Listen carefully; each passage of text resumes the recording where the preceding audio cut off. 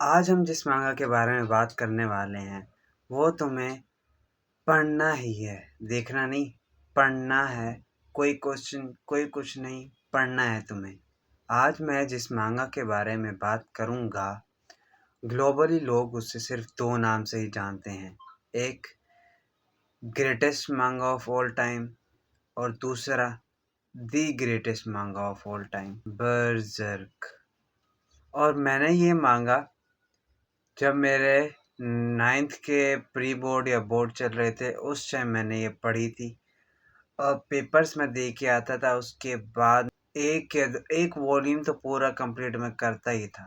अगर तुम एनिमे मांगा कम्युनिटी को अच्छे से फॉलो करते हो तो तुम लोगों ने बर्ज़र्क, गट्स, ग्रिफिथ या इन पैनल्स में से किसी एक को तो ज़रूर देखा होगा और ये सारे बर्ज़र्क से बिलोंग करते हैं। ग्रेटेस्ट मांगा ऑफ ऑल टाइम। और बर्ज़र्क के बारे में जितनी बातें की जाए उतनी कम है। अगर तुम लोगों ने बर्ज़र्क नहीं पढ़ी तो मुझे 5-10 मिनट दो, मैं तुम्हें पढ़ने पे मजबूर कर दूंगा। तो बर्ज़र्क है क्या? उसमें ऐसा क्या है? लोग उसे मास्टरपीस क्यों कहते हैं? ग्रेटेस्ट ऑफ ऑल टाइम क्यों कहते हैं? मैं सारे सवालों के जवाब दूंगा और कोशिश करूंगा मैं तुम्हें कन्विंस कर पाऊँ to read Berserk, not to watch Berserk, but to read Berserk। मैं आगे बताऊंगा क्यों। तो सबसे पहले बर्जर्क है क्या? बर्जर्क एक डार्क फैंटेसी मांगा है जो लिखी है केंतारो म्यूरा ने। 2021 6 मई को वो छोड़ के चले गए थे। लेकिन जाने से पहले हाईएस्ट रेटेड मांगा ऑफ ऑल टाइम में आती है, सबसे टॉप पे। एक ऐसी मांगा सीरीज जो एक बंदे की स्टोरी को फॉलो करती है जिसका नाम है गट्स। और मैं गट्स को बोलूँगा a perfect definition of true warrior. इसका एक हाथ काटो, दो हाथ काटो, इसके दोनों पाँव भी काट दो, लेकिन फिर भी ये चलता रहेगा। इसको नहीं पता कि रुकते कैसे हैं, ये चलता रहेगा। अब इसी तरह आगे बढ़ता रहेगा। इसको नहीं पता कि रुकते कैसे हैं, ये आगे ही बढ़ता रहेगा। गट्स को छोड़ो, लेकिन बर्जर्क उसकी मांगा के अंदर है क्या जो उसको इतना ग्रेट बनाता है? उसके अंदर हर वो चीज़ है जो उसकी मांगों को एक परफेक्शन बनाती है, हर एंगल से उसको एक परफेक्ट बनाती है। तो बर्जर्क की मांगा के अंदर एक डार्क फैंटेसी वर्ल्ड दिखा रखा है with the detailed artwork with well crafted world building। इसका आर्ट तुम देखोगे ना तो बर्जर्क की जो मांगा है वो 1989 को शुरू हुई थी। और बर्जर्क एक सेनेन मांगा है। शोनेन, सेनेन इन सब का तुम्हें पता है। नारुतो, वन पीस ये शोनेन में आता है। और सेनेन होती है जो 18 प्लस लोग देते हैं, अडल्ट लोगों के लिए बनती है, जिसके अंदर हर एक चीज़ वाज़े दिखाई जाती है, हर एक चीज़ को फिल्टर नहीं किया जाता। जैसे ड्रैगन बॉल की मांगा बहुत इन्फ्लुएंशियल है शोनेन के अंदर, और ऐसी ही डार्क फैंटेसी और शोनेन के अंदर हमारी ये बर्जर्क है। बर्जर्क का जो नरेशन है वो ऐसे नहीं है कि अच्छे और बुरे की लड़ाई हो रही है। वो एक्सप्लोर करता है कुछ ह्यूमन कंडीशंस को, फेट को, स्ट्रगल को, एक क्योटिक वर्ल्ड के अंदर। का मेन फोकस हमारे प्रोटैगनिस्ट और एंटैगनिस्ट के ऊपर ही मेन फोकस करता है। उसी के अराउंड पूरी स्टोरी रोल करती है। उनके स्ट्रगल्स, उनके इंटरनल कॉन्फ्लिक्ट्स, उनका कैरेक्टर डेवलपमेंट और भी बहुत सारी चीज़ें। जो बर्जर्क मांगा की जो थीम है ना वो बहुत मैच्योर लोगों के लिए है, क्योंकि उसके अंदर trauma, power, devils, evil spirits, बहुत चीज़ें बहुत ज़्यादा डली हुई हैं। और उन्हें पोर्ट्रे करने में भी उन्होंने 1% कसर नहीं छोड़ी हुई। बर्जर्क का आर्ट वर्क, मैं को छोटा फील करता हूँ उसके आर्ट वर्क के बारे में बात करने के लिए। और बर्जर्क के आर्ट वर्क के अंदर जो डिटेलिंग होती है, जो पैनल्स में तुम उसकी आर्ट देखते हो, देखोगे क्या कैसे बना है ये किसी इंसान ने, ये कैसे बना दी। तुम खुद सवाल करोगे कि ये एक इंसान कैसे बना सकता है ऐसा आर्ट, ऐसी डिटेल्ड आर्ट, ऐसी फैंटेसी, ऐसी क्रिएशन माइंड में आ गई और उसने पेपर पे वो बना दी। तुम उसके आर्ट को देख के ही तुम बोलो कि क्या आर्ट बनाई है यार। एक बहुत बड़ा प्लॉट और वेल डिटेल, और एक इंसान के लिए ये चीज़ बनाना पॉसिबल भी कैसे है। देखो अगर मैं साफ साफ बोलूँ ना तो बर्जर्क हैज़ इट ऑल। बहुत इंसेन और वेल रिटन कैरेक्टर्स, बहुत इंसेन और वेल रिटन प्लॉट एंड बहुत बड़ा वर्ल्ड बिल्डिंग, बिल्कुल नेक्स्ट लेवल माइंड गेम्स और बहुत खतरनाक लेवल के पावर अप्स वगैरह। और बर्ज़र्क मल्टीपल मैथोलॉजीज को भी कवर करती है और बहुत बढ़िया वेल रिटन कैरेक्टर्स एंड बहुत अच्छी राइटिंग, नोट टू एवरीवन, और एक बहुत ज़्यादा बैडएस और ब्रोकन प्रोटैगनिस्ट एमसी, और जिसको रुकने का मतलब पता ही नहीं, और एक ऐसा एंटागनिस्ट जिसकी तुम हरकतें देखोगे तुम उसको पर्सनल एनिमी बना लोगे अपना।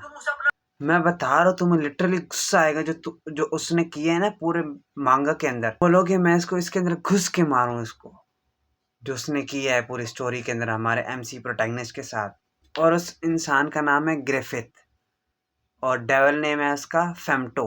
तुमने कहीं ना कहीं सुना होगा कि ग्रिफिथ डिड एवरीथिंग रॉन्ग।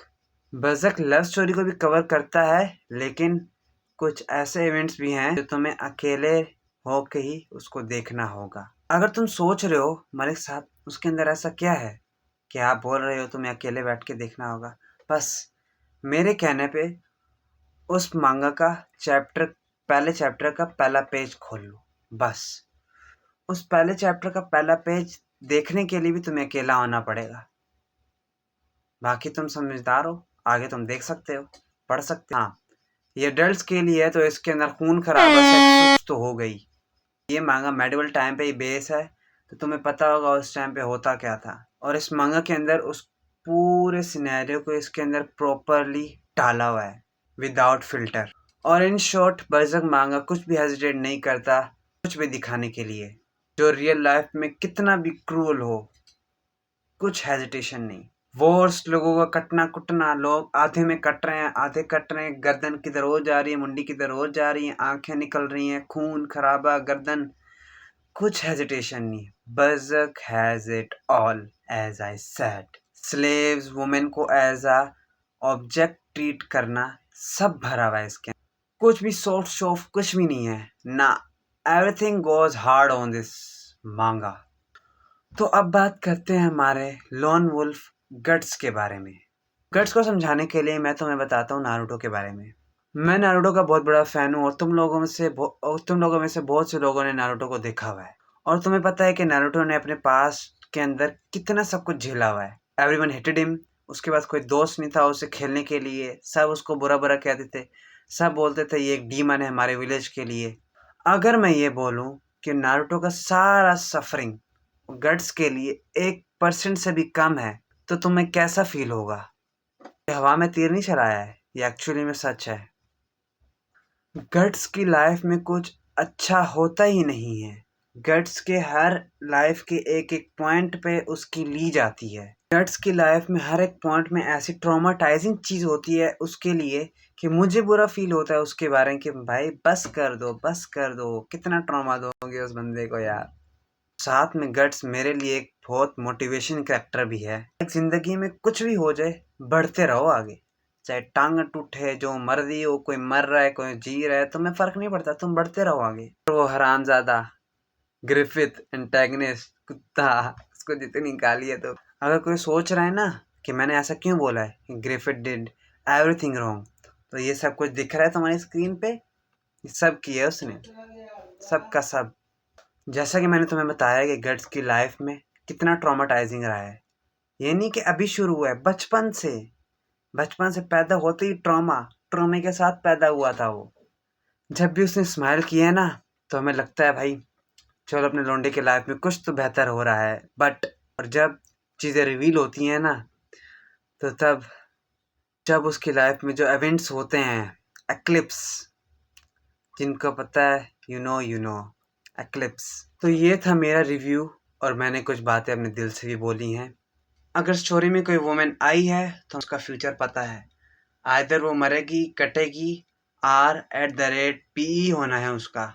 खाली ह्यूमन से नहीं, डेविल्स, इवल स्पिरिट्स, पता नहीं क्या क्या। मैं अभी सोच के इवल्स मुझे वो डोंकी याद आ रहा है। You know spoilers alert bro. तो शनन मांगा है, ये तो चलता है, इसमें कोई डाउट नहीं, चलता है भाई। एज आई सेड, ग्रेटेस्ट मांगा ऑफ ऑल टाइम। और एक बहुत सैड पार्ट कि बरज़क की मांगा को कभी उसकी एंडिंग नहीं मिली। तो एज ए सेड के बरज़क के जो राइटर थे वो 2021 में हमें छोड़ के चले गए थे। बरज़क की मांगा अभी तक ख़त्म नहीं हुई। जो उनके साथ काम करते थे इलस्ट्रेटर वगैरह है कि वो स्टोरी को आगे बढ़ाएंगे और कोशिश करेंगे कि बरज़क की मांगा को ख़त्म किया जाए। स्टिल अगर वो ख़त्म भी कर भी दें लेकिन ओरिजिनल राइटर ही रहता है। तो ये था मेरे बरज़क की मांगा का रिव्यू। मैंने शुरू में बोला था don't watch Berserk but to read Berserk. जो बरज़क की जो एनिमे है वो उसकी मांगा को जस्टिस नहीं देता। सीजीआई भरा हुआ है भाई साहब, सीजीआई, इतना गंदा सीजीआई, इतनी गंदी एनिमेशन यार। सीधी बात, not to watch Berserk but to read Berserk. मैं बरज़क को वो बुरा नहीं बोल रहा हूँ, ना ना ना ना ना, मैं उसके एनिमे उसके सीजीआई को बुरा बोल रहा हूँ कि वो गंदा है।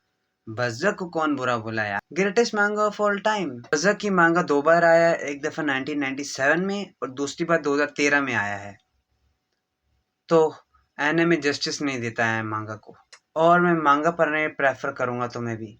मांगा पढ़ो, कोई ज़्यादा चैप्टर्स नहीं है, सिर्फ 371 चैप्टर्स, बस सिर्फ और सिर्फ 371 चैप्टर्स। लास्ट चीज कि बरज़क की मांगा पढ़नी कैसे है। शुरू में जो चैप्टर तुम्हें दिखेगा 0.01 और जो खत्म होगा 0.16 पे जाके, और यही चैप्टर्स जो है वो 100-200 पेजेस के हैं, तुम कवर अप कर लोगे। उसके बाद चैप्टर 1 स्टार्ट होगा। खा लिया है, बाद में बना लियो, बनाने का टाइम नहीं है। अच्छा, नूडल्स टाइम।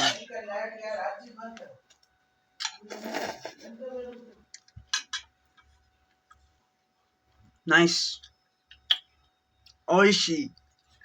ये नहीं बोल रहा कि तुम काम धाम छोड़ के सिर्फ बरज़क जाके पढ़ो कि हाँ भाई बरज़क पढ़नी है। बस एक बार मैं तुम्हें बोलूँगा, एक बार तुम इसका 0.01 चैप्टर का पहला पेज खोल लेना, बस। आई बेट यू दिस, तुम्हें उसका पहला पेज खोलने के लिए भी अकेले बैठना होगा, क्योंकि उसके पहले पेज में ही कुछ ऐसा है ना कि तुम्हारे घर वालों ने कुछ देख लिया तो अगले दिन ये छपा होगा तुम्हारे मुंह पे।